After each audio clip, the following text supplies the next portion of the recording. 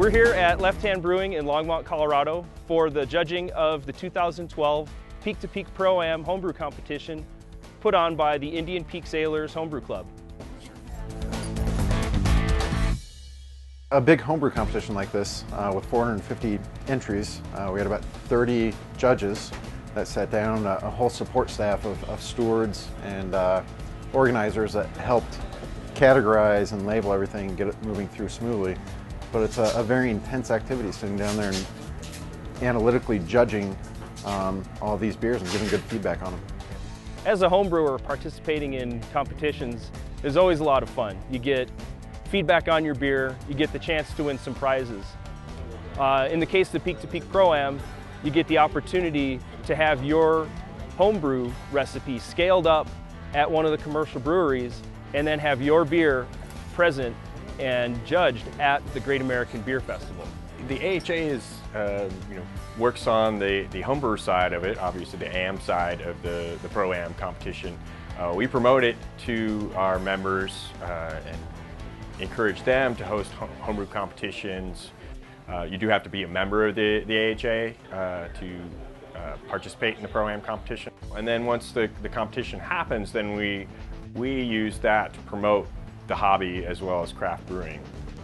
So out of these 28 recognized styles by the BJCP, all of those beers get pushed onto the best of show table, and from those 28 beers, one beer comes out and reigns supreme. After that, all of the professional brewers get to come in and select the beers that they want to make from these award-winning beers. The beer that Left Hand chose this year was close to being the best of show. It was a #2 beer, and it's a style that we're a little bit familiar with. It's a sweet stout, so it's a stout that a little bit of lactose sugar is added to, and then this extra pizzazz with this Vietnamese coffee that was added to it. Made it a really, really stellar beer.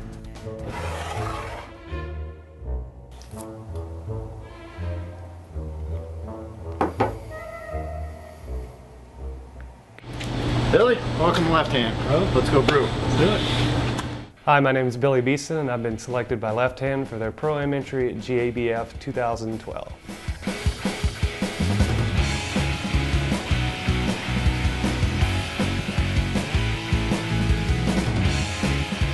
Inspiration of the beer came from a trip that I went on with my fiance to Vietnam.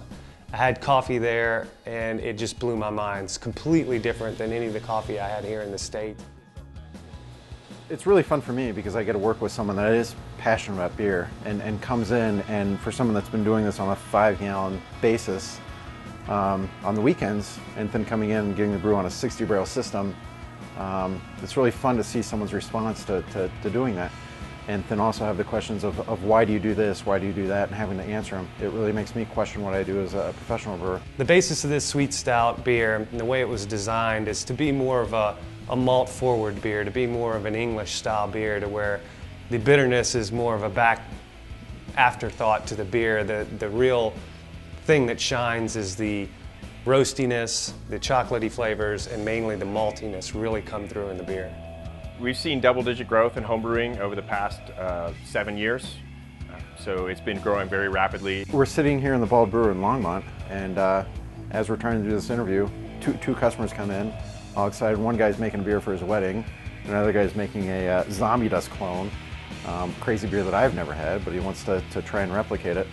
People just really, really get into it. It's great. I mean, just being able to hang out with Roe and talk to him about beer and talk to him about the new system. They just made some major upgrades here, and obviously are in a big expansion.